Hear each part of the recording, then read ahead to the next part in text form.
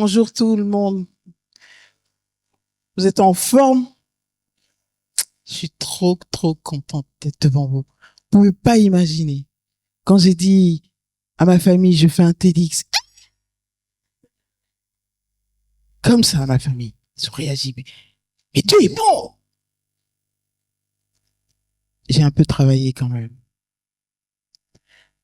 Pourquoi les béquilles? C'est pas pour faire le show, hein.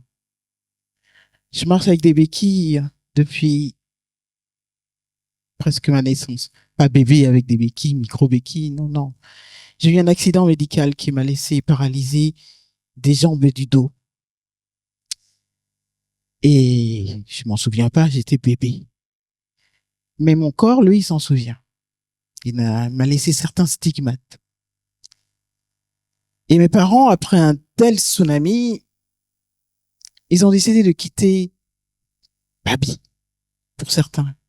Il y en a qui connaissent ici? Hey, Abidjan, j'ai entendu! Abidjan et tout!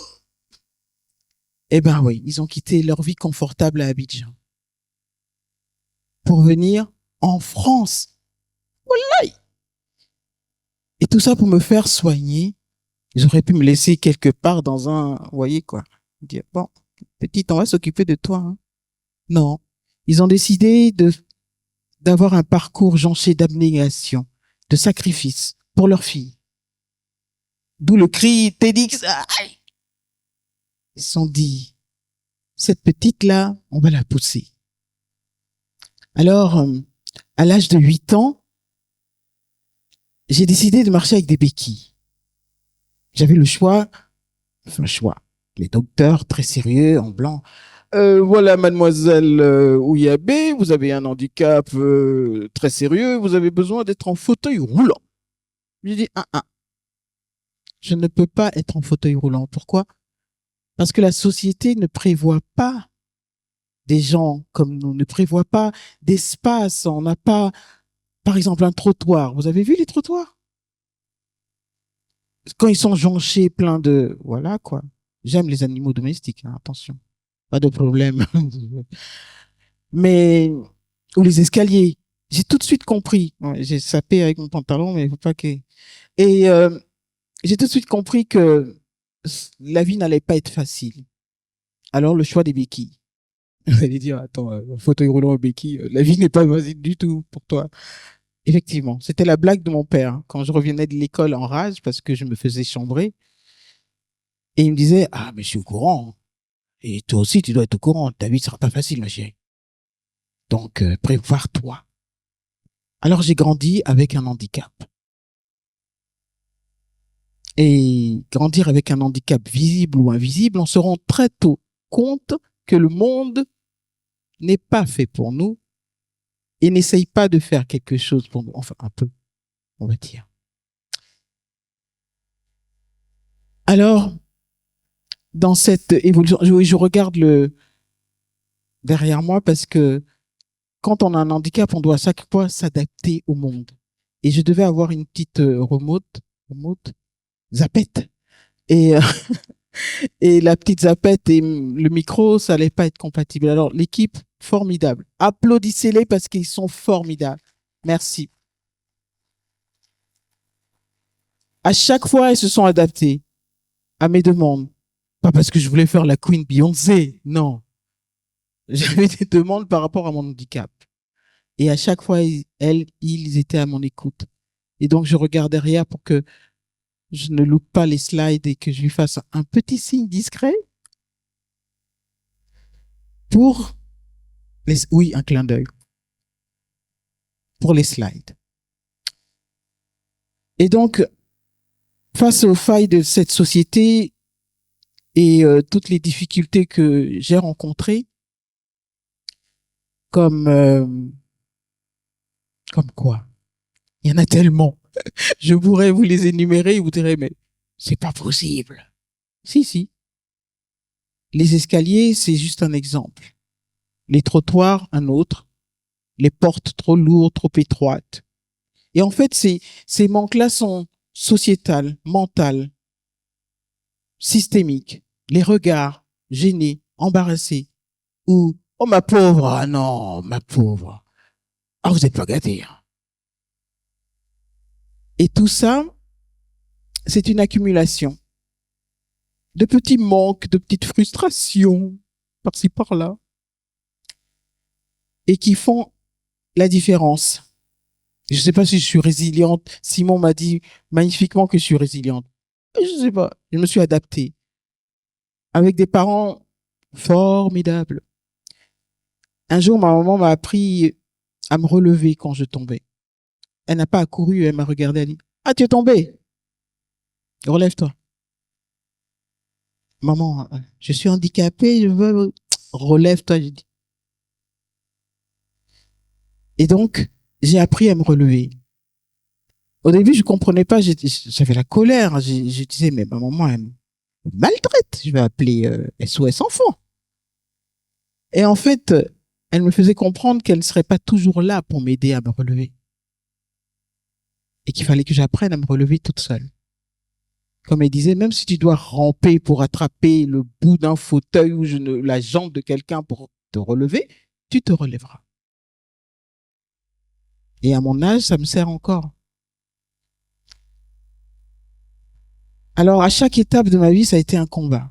Aller à l'école primaire, j'ai vu mon père négocier comme s'il était ambassadeur de Côte d'Ivoire. Au collège, négociation. Et à l'université, victoire.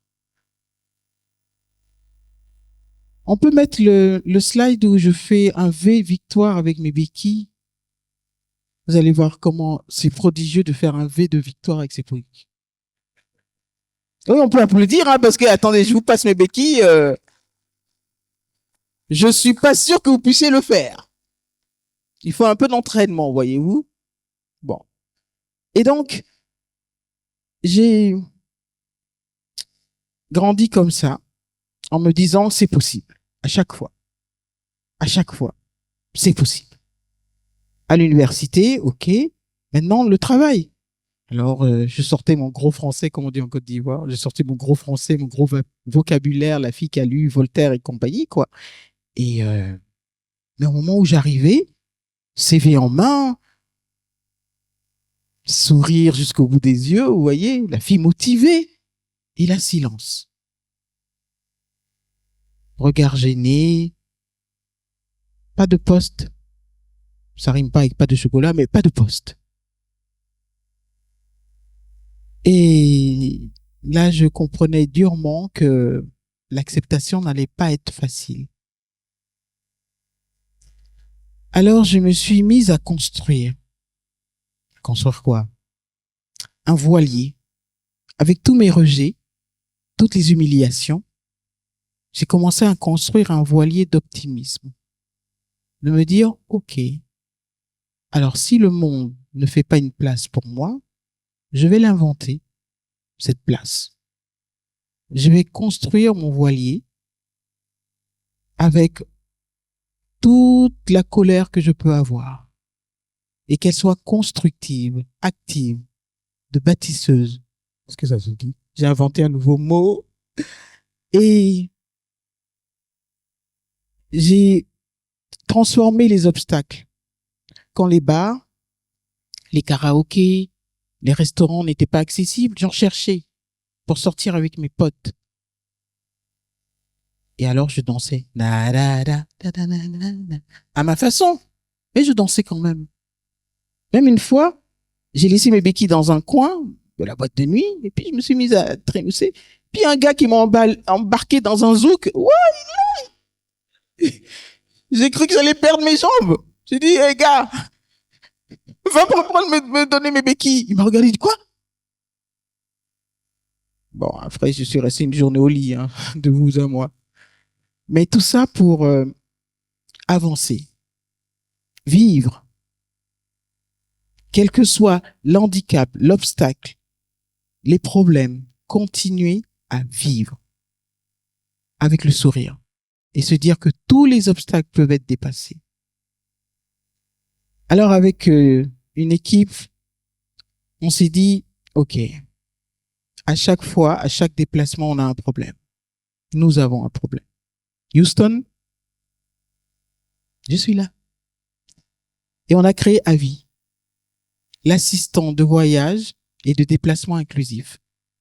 C'est une IA inclusive, conversationnelle, intelligente. J'ai pas dit si ChatGPT est bête, mais intelligente, éthique, qui est focus, concentrée sur les personnes qu'on oublie trop souvent.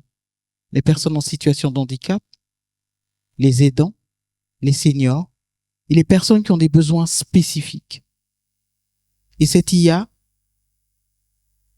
elle cherche les endroits accessibles, genre une tête chercheuse au milieu de la faune parisienne. Elle cherche les hébergements, les loisirs, selon les spécificités des personnes. Et nous sommes fiers parce qu'en mai dernier, on a remporté le prix de l'innovation inclusive de Capgemini. Merci. Et ça continue. On s'arrête pas là. On a continué, on passe des concours, je fais des pitchs à longueur de journée à des directeurs. Tout ça pour construire le voilier, continuer à le construire. Alors, j'ose vous poser une question. Et vous? Quels sont vos obstacles?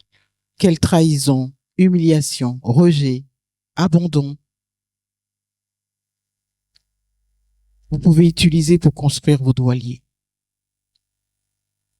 J'ai la chance de m'entourer de personnes bienveillantes, aimantes, et on s'élève mutuellement. Alors, à mon grand âge, je me permets de vous dire de vous entourer de personnes qui vous aiment, des personnes qui sont heureux pour vous, qui veulent le meilleur pour vous. Et continuez à avancer avec votre voilier. Ne lâchez pas l'affaire. Comme dit ma maman, tant que tu as le souffle de vie, tu lâches pas. Alors, on est ensemble? Merci.